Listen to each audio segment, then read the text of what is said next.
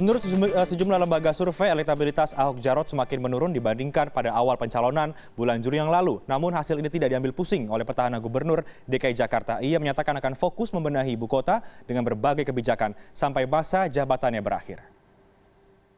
Makanya kalau memang tren saya menurun, orang Jakarta nggak mau pilih saya lagi, saya masih punya 1 tahun, saya harus bikin banyak sekali proyek-proyek, peraturan-peraturan yang waktu saya keluar dari balai kota ini, orang akan tahu ini zamannya Ahok loh ada sistem ini. Ini zaman Ahok ada model ini. Jadi itu yang saya akan kejar. Korespondensi CNN Indonesia Ruli Kurniawan di Balai Kota Jakarta saat ini. Ruli, apa tanggapan Ahok terhadap hasil survei yang menyatakan elektabilitasnya ini semakin menurun, semakin mendekati Pilkada 2017 nanti?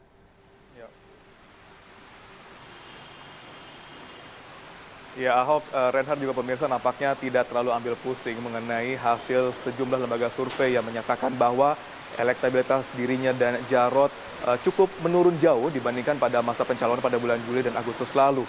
Di mana pada bulan Juli dan Agustus, di mana elektabilitas Ahok bisa mencapai lebih dari 50%. Namun sekarang, menurut sebuah lembaga survei, elektabilitasnya maupun survei yang dilakukan, Ahok menempati sekitar 30% suara, diikuti oleh Anies dan juga Sandiaga, dan kemudian Agus dan juga Silviana.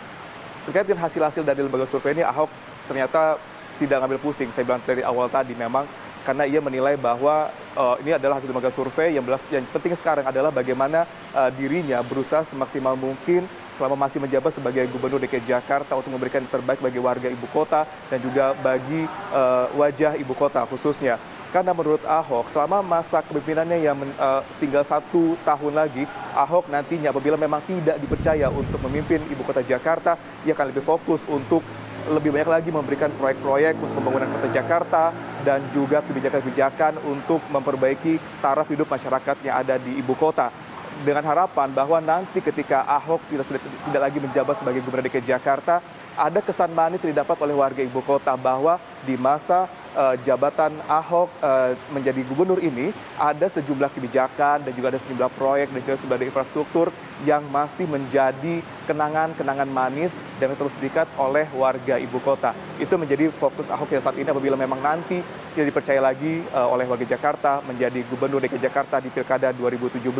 Dan selain dari masalah elektabilitas yang cukup menarik sekarang ini adalah mengenai tim sukses dari Ahok dan Jarot ini sendiri, di mana kita sama-sama tahu Ruhut Sitompul yang bisa dibilang cukup dekat dengan Partai Demokrat kini berbalik arah untuk mendukung Ahok dan Jarot, tidak lagi mendukung Agus dan Silviana, bisa dibilang diusung ataupun dijagokan oleh Partai Demokrat untuk maju di Pilkada 2017.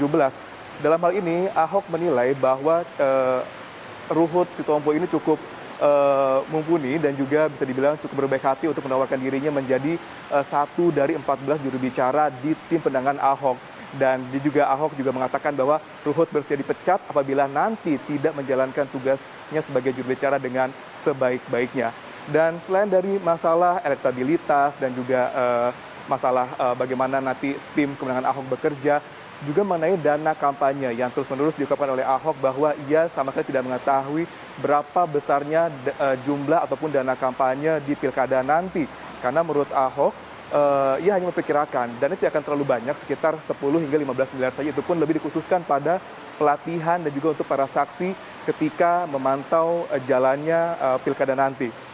Dan itu pun dana yang didapat itu pun diserahkan kepada para partai, baik itu dari Nasdem, Hanura, Golkar, PDI Perjuangan untuk mendapatkan ataupun untuk mencarinya dari mana. Itu menurut komentar dari Ahok. Dan intinya sekarang dia adalah tetap bekerja dan bagaimana menjadikan Jakarta lebih baik. Dan poin penting lagi di sini adalah mengenai berapa jumlah dana ini dan satu yang penting lagi, Rehat, sekarang sedang berlangsung sekarang nampaknya di mana Ahok sedang mendatangi gedung Mahkamah Konstitusi untuk melihat jalannya sidang uji materi pasal 70 ayat 3 Undang-Undang Nomor 10 Tahun 2016 mengenai pilkada, tepatnya mengenai masa cuti petahana ketika ikut dalam kampanye pilkada di 2017 nanti. Ahok menilai bahwa masa cuti selama 4 bulan cukup lama dan bisa dibilang akan mengganggu kinerjanya ataupun tugasnya sebagai kepala pemerintahan di Provinsi DKI Jakarta. Dalam hal ini adalah mengenai penandatanganan dari APBD 2017 yang sudah memulai masuki tahap finalisasi. Dan apabila nanti Ahok mengikuti masa cuti sepanjang 4 bulan ini, maka bisa dipastikan penandatanganan APBD 2017 baru bisa disahkan pada bulan Februari 2017. Itu pun sudah cukup terlambat. Seharusnya APBD sudah bisa disahkan dan sudah dikucurkan sebelum tahun 2017. Dan kita masih akan melihat bagaimana perkembangan di Mahkamah Konstitusi terkait uji materi pasal 70 ini. Reinhardt. Baik, terima kasih Ruli Kurniawan langsung dari Balai Kota Jakarta.